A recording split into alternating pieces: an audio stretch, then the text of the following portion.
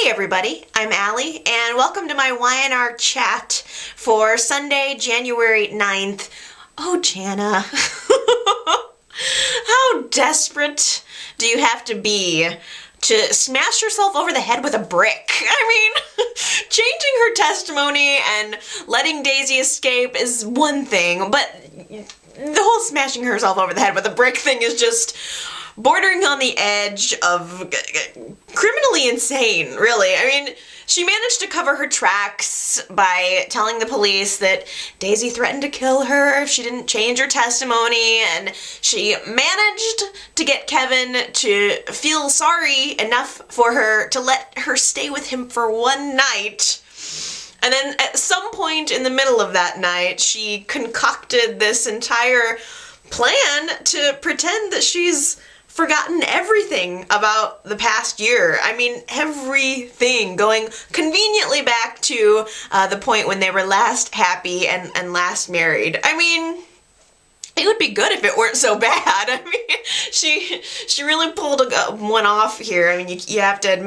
And I mean, all week I'm thinking to myself, wow, Jana has turned into such a manipulator, you know? I mean, I'm thinking, what happened to this girl? But the truth is that Jana has really only been a good girl for the past couple of years. She has not always been an angel, and I actually went back and printed off a little something that I thought I'd share with you. Just kind of a brief little history about Jana, because if you're anything like me, you do not remember storylines. Like, I've been watching the show for 15 years, and I'm very in the moment. You know, I vaguely remember storylines, but I have a real hard time remembering anything beyond what is going on right now. And so I thought I'd just kind of give you guys a little bit of a flashback into Jana's character to kind of remind you that the person we're dealing with has not always been this kind of sweet and innocent character. So Jana came onto the show in around 2006, and Kevin hired her as an employee at the coffee house. And they started flirting. Remember, she had kind of that funky hair color, and Kevin was digging on her. She was digging on him. They started to date. Jana started to babysit Fen on the side as kind of a job, so she was getting in close with the family, but still nobody really knew very much about who she was, her or why she was even in the United States. You know, her whole background was a total mystery. So in 2007, Jana just up and disappears, okay? And Kevin starts to suspect that Adrian Corbell, you know, the professor that Colleen was dating, Kevin starts to think that Professor Corbell is responsible for Jana's disappearance, and of course Kevin is thinking that he also killed Carmen Mesta, who was an executive at Newman Enterprises, and she was dating Neil, I think, at the time. So Kevin is basically suspicious of Corbell, and because Colleen is dating Corbell, Kevin and Colleen kind of team up to try to find out where's Jana, what happened to Carmen Mesta, what's, this big mystery. So Kevin and Colleen end up, I don't remember how, but they ended up trapped in a walk-in freezer. I think they just kind of were kind of following along some trail and walked into this freezer, and the freezer kind of slammed shut behind them. And it wasn't until later that they realized that it was Jana who actually locked them in the freezer. Not very nice of her. And I guess, throughout the course of this, Jana's kind of revealing herself, and it turns out that Jana not only is the one kidnapping Kevin and Colleen, but she also is the one that killed Carmen Mesta. I completely forgot about that. We're talking about no angel here. Jana, flat out, cold-blooded, killed Carmen Mesta, and we don't want to forget that. And I guess it had something to do with Jana and her father. Well, I don't know. Yeah, I guess that was tied into Carmen Mesta, but Jana and her father wanted that reliquary. Remember the old Jewish piece of artwork or whatever? That whole thing. Jana and her father wanted that.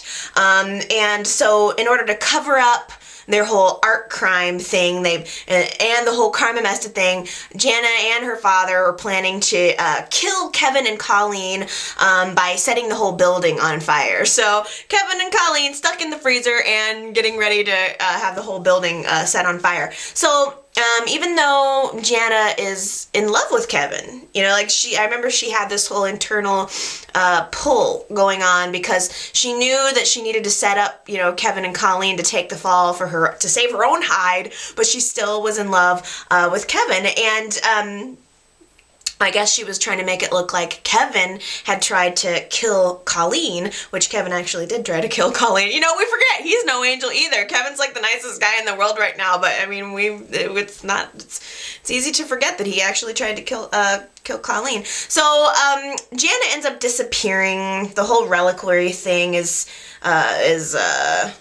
resolved, and Kevin and Colleen end up escaping from the fiery freezer. I was probably vlogging about this at the time, I wonder. As Kevin starts to recover from this whole, terrible experience, Jana starts to contact him. Remember? She was like, sending him letters or calls or something. She was somehow trying to contact him.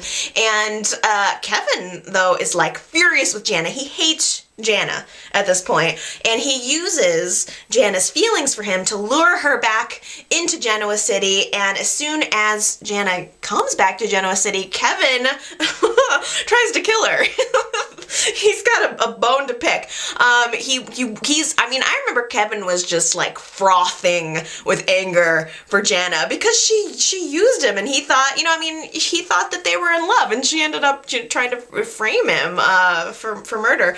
And so he's going to kill her, and it was Michael and Colleen and Daniel who ended up telling Kevin to not do it. Jana ends up just getting arrested for her crimes instead, and that's the point when she started getting these seizures. So it's revealed, I guess, that Jana has a tumor in her brain, and this whole tumor is what's caused her to have this psychotic behavior. So after investigating the situation, Jana decides to forgive her, because it's not her, it's this mental condition that's causing her to act like this. Kevin forgives her. They fall back in love. Gloria ends up paying for the surgery to have Jana's brain tumor completely removed, and she's then found competent to stand trial. She goes to prison, but Kevin convinces Heather, who is the assistant district attorney at the time, to review Jana's case. Jana is released. Jana and Kevin are married at the ashram, and that's when Jana started becoming a normal character again. It was not until that point that we really started seeing her as a stable character, as a normal character. Jana ends up getting a job as an assistant to Sabrina, and she's working at the Newman Art Gallery. Sabrina chose Jana to be her maid of honor. They started becoming really close, and developing a really good friendship. And then Sabrina died, and it was Jana who ended up making all the arrangements for her funeral. And that was that again when we're starting to see this stable version of Jana. So again, my point in going through all of that history is just as a reminder that it really has only been fairly recently that Jana has started to become mainstream, and it was not until after she had this brain surgery that started happening. So now, flash forwarding to right now, Jana knows that playing on this whole brain disease is the only way that she can get Kevin to feel sorry for her and to potentially take her back. That's exactly the same formula that happened before, and I was always very kind of suspicious of her during that time as well, thinking that might have been a ruse. So now she's faking this amnesia, and she's gotten lucky enough that the emergency room doctor has recommended that Kevin play along with this entire thing, which I don't know what kind of doctor on earth would suggest that Kevin pretend that he's still married to her. I mean, that's ridiculous. This guy's an emergency room doctor. What does he know anyway? Like, they should be keeping Jana under observation at the hospital until she can be transferred to a mental health facility, which is where she needs to be, especially given her criminal history. Like, she should not be out walking the streets. This entire premise I find to be just ridiculous. And I'm sitting here wondering, how long will this go on? I hate, like, anything having to do with amnesia storylines. Like, that bugs me, and it's just like, that they're gonna end up dragging it out way too long. Wow. I don't want that to happen. And how long, most importantly, how long will Chloe and Kevin have to pretend that they're not in love? Because, like, the champagne isn't even flat on their New Year's celebration, and now we have to wait for the first time that they have hot sex. And I don't want to wait for the first time when they have hot sex, although it could be kind of cute watching them kind of bounce back and forth and try to get around Jana, and maybe it'll add some playfulness. I'm hoping there'll be some playfulness and some fun in this storyline rather than it just being a drag, because I'll tell you right now, if I were Chloe, I would be on Jana every single moment, watching her like a hawk. Daisy in labor was like a scene straight out of Alien. Like, she was possessed. She had, like, fangs and, like, venom shooting out of her mouth, and she was all, "I hate you, Daniel." It was scary. I mean, I was kind of surprised that there was no hiss. She's pure evil, and, like, the spawn of Daisy being born, it was very dramatic. I don't know, it seemed like Daniel actually had a little moment of, tenderness when his baby was born, when he first held his daughter. Like, after all of these months of him, not wanting a child and fighting against it so hard, I think he, was holding her, and he had a moment of feeling like, I want to make sure that my daughter goes to a family where she can get love and care. And it was a nice little moment, actually. Except it wasn't 5 minutes of holding his daughter before Daisy smacked him over the head with a flashlight and then pushed him out of the car, which everybody's totally upset with Daisy at this point because, she left him for dead, out on the road. But I'm thinking, like, hey, at least Daisy left Daniel outside laying on the side of the road. I was afraid she was going to kidnap him and hold him hostage and take her to Canada with them and force him to live happily ever after. I mean, I had that all mapped out in my head, and I was not loving it. I mean, really, the only thing that could have been worse than her kidnapping him would be the situation now, only Daniel has amnesia. That's what I'm really, really not hoping for. I mean, as I said before, I can't stand amnesia. It just really ticks me off, when they pull that crap. Because I'm really hoping he doesn't have that. I mean, we haven't really heard much from Daniel since he woke up. The only thing he's really said at this point as a Friday show is Daisy. Those are the only words that he's had or that he said. And I'm just really hoping that he doesn't end up pulling a Jana and forgetting who Abby is, forgetting who he is, forgetting his whole life up until this point. I'm really hoping that that's not the direction that they decide to take it, because finally Phyllis has decided to embrace a girl that Daniel is dating, and it would just figure that he would get amnesia. It only took a major crisis to get Phyllis to accept a girl that Daniel's dating, but she did it. Phyllis had a rough week. It was a hard one for her, sitting at Daniel's bedside. Phyllis feels guilty for being the one to set this whole chain of events into motion with Daisy. Phyllis is the one that got Daisy released from jail. So, I mean, she should feel guilty, I think. I mean, she's the one who set this whole thing into motion, and there's just no way of getting around that. But I also empathize with Phyllis. I think that, she feels really bad for all of the dirty tricks that she played, in and around the time that, Daniel was a young kid, with his paternity and lying about that and tricking Danny into thinking that he was the father. And I kind of am starting to think that maybe the whole thing with Daisy was her, or the whole thing with, forcing Daniel to kind of have this connection with his daughter was her way of kind of trying to make up for the dirty tricks that she pulled with Daniel's paternity. And speaking to that, who is Daniel's biological father? Who is it? Is it that psychiatrist guy that she was hanging out with at the time? The short guy with glasses and little kind of bald. Is that Daniel's father, or was it like a donor? I don't remember. Who's Daniel's father? Leave me a comment.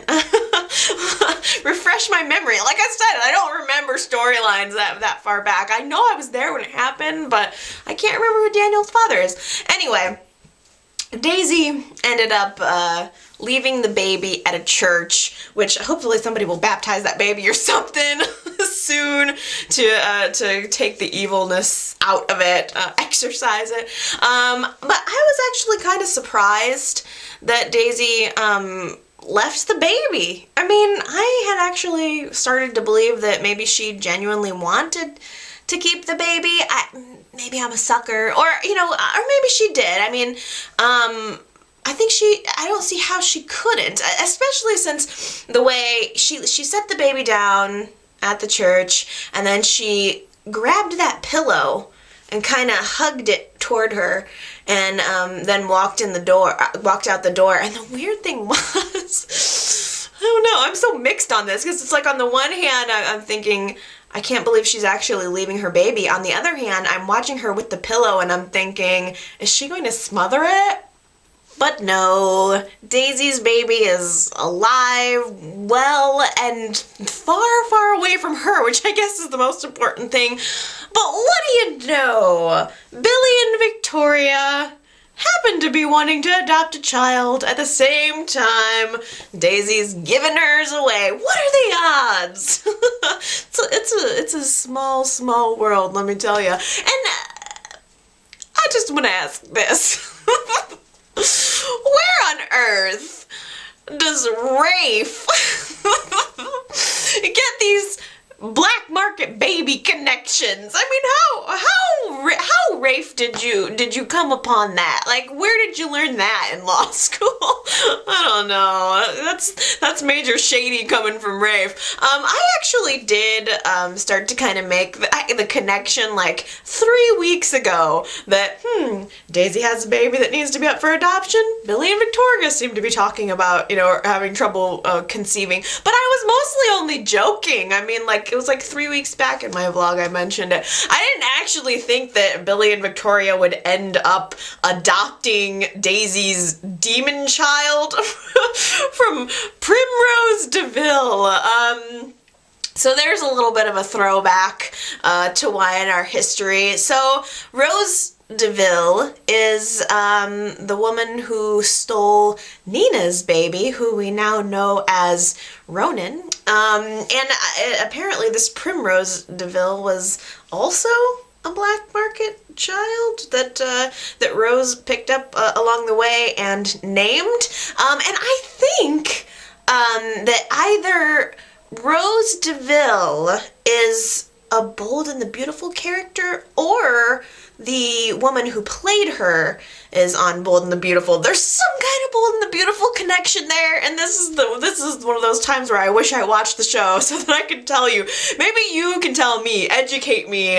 What's the Rose de Ville Bold and the Beautiful connection, if there is one? And are there any other connections that I'm missing? Are we just gonna leave it at that? Was that just a little winky from YNR, a little nod to the history from YNR, or is there gonna be more playing on that connection, with Nina and Rose? I'm curious to know. Either way, I really, really love the actress who is playing Primrose. Like, she's perfectly creepy. I really like her. I want to see more of her. I enjoyed that.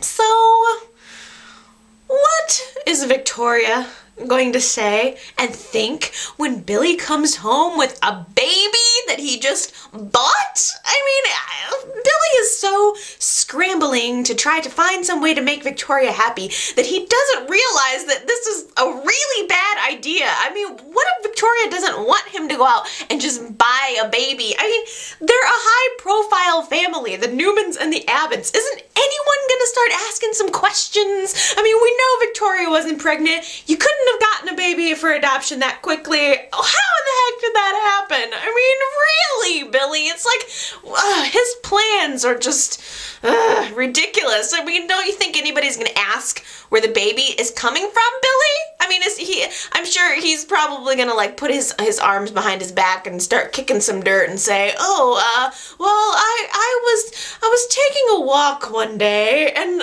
I stumbled into this cabbage patch.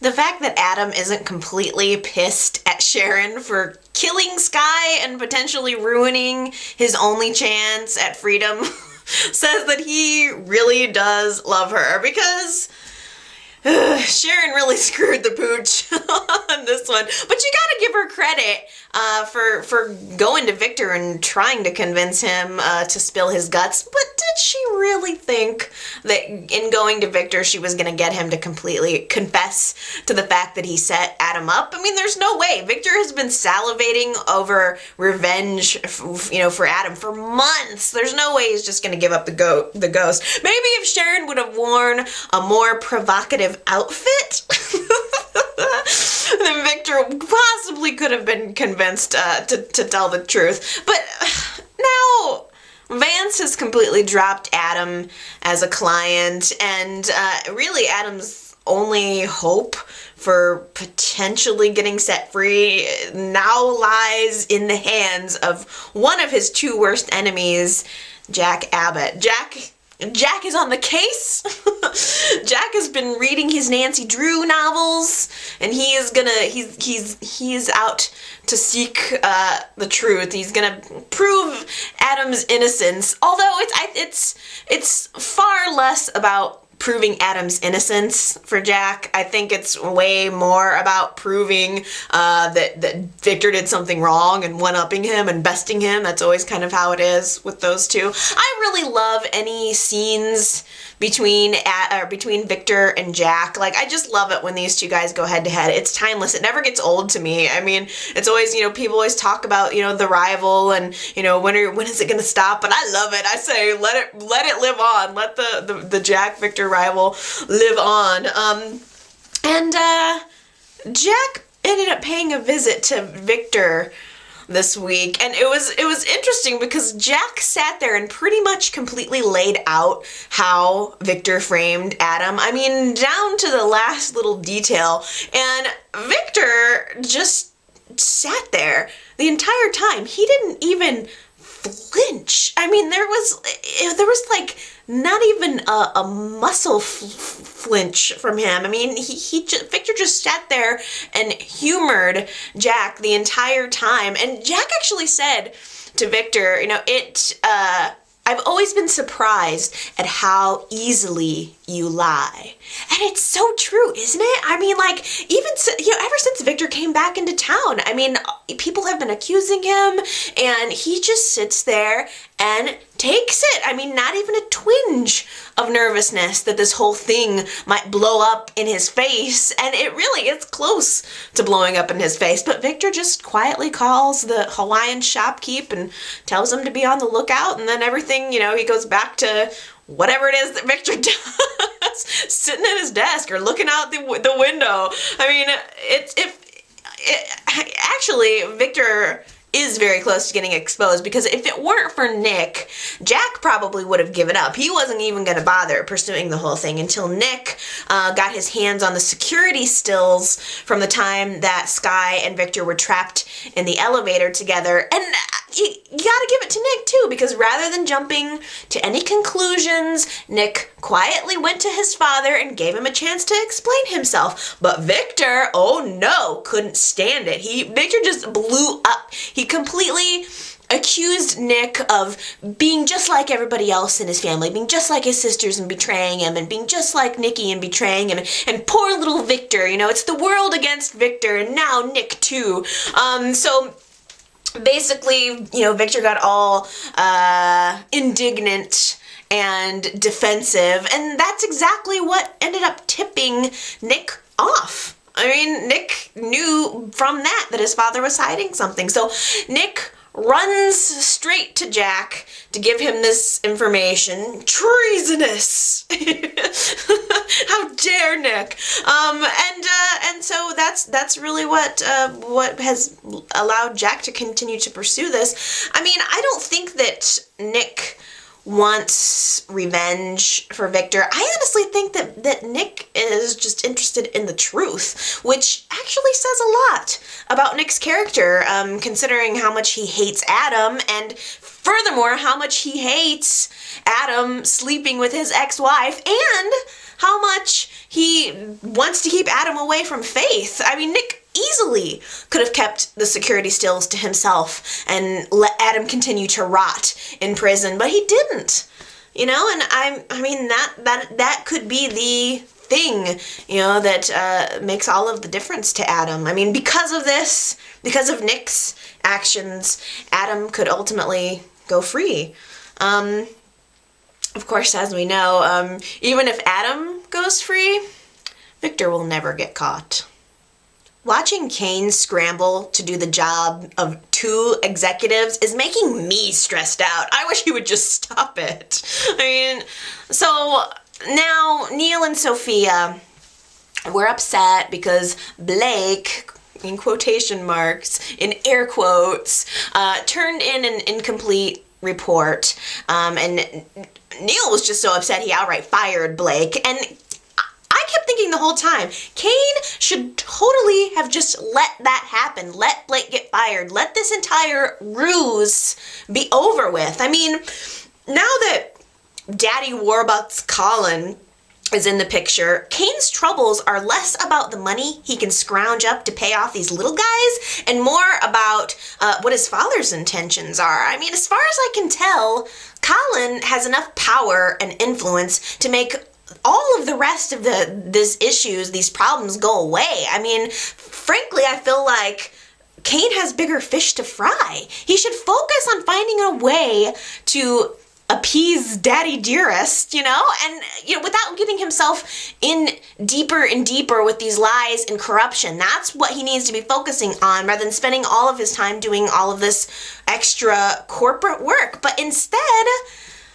Kane is just not using his brain. He decides to go to Sophia and confess everything, and now he's dragged her into his extortion, which is what it is. And I'm really surprised that Sophia is helping him. I mean, she has decided to risk everything for Kane, her career, her relationship with Neil and Tucker, and her relationship with Malcolm. Once Malcolm finds out that she's been supporting these lies, I mean, that's not gonna fly. So, I mean, now she's risked everything, and absolutely no good is gonna come from this. Except maybe Jill getting to take a couple of hay rides with Colin along the way. That's the only silver lining for anybody in this whole thing, is the fact that Jill's getting stumped. I mean, how great was it, though, that Katherine took one look at Colin and she knew that he was a snake in the grass. I mean, Katherine has great instincts. She has the best instincts. She did not get to where she is today by falling over and falling for every single man who slithers up to her. That is not how she is. And Jill, in the complete opposite way, it's like Jill always has this exact same weakness for men. She has a weakness for the crush. She has a weakness for getting this attention. And speaking of crushes, though, did I detect a note of Blake having a crush on Lily this week, because Colin and Lily and Blake were at the coffee house this week, and after Lily left the room, Colin looked at Blake and said, "Are you always this obvious? Your instructions are to keep an eye on her, nothing more." And I don't know, I thought that, it was so subtle and just like a little moment, and I was like, will we be seeing Blake try to hoard in on Kane's lady sometime soon? I want to get a job as a Genoa City process server, and I'm going to start practicing right now. Okay. Heather Stevens, you've been served. Billy Abbott, you've been served. The best one would be like, Victor Newman, you've been served. It feels really good. Go ahead, try it. Say it out loud. Allow yourself. I think that would be a great job. So the whole Owen Pomerance scandal, police department scandal, is going to trial. Finally, talk about bringing something back from the dead, but they're finally going to trial, and Heather has been called to testify for the prosecution. And really more importantly is the fact that there's going to be a mystery witness called by the FBI. I wonder who that could be. Let's see. A mystery witness, highly classified, coming to Genoa City at the exact same time that Ronin needs a liver transplant. Gee, who could that be? I just don't know. I feel like if Ronin knew that he was sick this entire time, then why didn't he apply for a liver transplant a long time ago? Now he's filling out paperwork way too late, and now that Heather has gone against Ronin's wishes and told Nina about his condition, even if Nina wanted to give him the liver, he probably wouldn't take it, Wait, I know, I've got the perfect solution for this whole thing. Maybe Rafe can hook Ronin up with a black market liver. It's been a crazy week, you guys. I think those are all of my YNR thoughts for now. I really want to thank everybody for all of the condolences that I received last week. It meant really so much to me. Every time I saw one of your comments of support for my grandma passing away, it meant a lot to me. I can't even express. Like I said, it's been a really hard week, and I'm ready for things to get back to normal. It's been really difficult on me and my entire family, and I have an overwhelming sense, though, that, my grandmother is better now, that the pain is over, and I feel like death is not the end. That's just my personal feeling. And it makes me happy to think that, she lives on. She lives on in me. She lives on in the hearts of the people who knew her. We had a huge turnout. A lot of people knew and loved her. She touched a lot of lives, and it was so great, to see that. And my personal feeling is that I want to, take the qualities that I admire so much in her and incorporate them into my life. And, those are, more than anything else, her just relentless positivity. She was always cheerful. She always saw the good in people. She always forgave and forgave people, and just, she had a light, about her, and she always had a project going. She was always doing something, always. There's always something that she needed to do, and she lived to be 90, and honestly, I kind of feel like she could have kept on going. She would have had enough energy to keep on going if it wasn't for the cancer. And, so I want to take that and incorporate that into my life. Lord knows I always have a project going too, so I appreciate that. And again, I really, really appreciate all of the condolences that I received. I cannot thank you enough or tell you how much that means to me.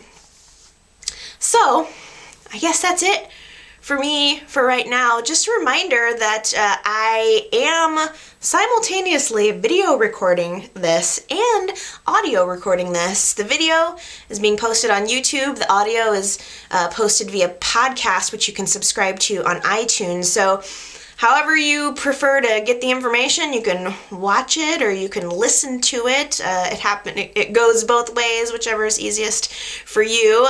You can leave me a comment on YouTube, or you can go to the website for this. It's yrchatblog.blogspot.com and leave me a comment there. But I'm really looking forward to hearing your thoughts this week. It's been a pretty jam-packed week, and I'm looking forward to hearing what you guys think about the show. So for sure, find a way to leave me a comment one way or the other, and I will be watching the show with you next week and just waiting for a whole new week of stories. So I hope you guys have a wonderful week, and I'm looking forward to seeing you next Sunday. So talk to you then.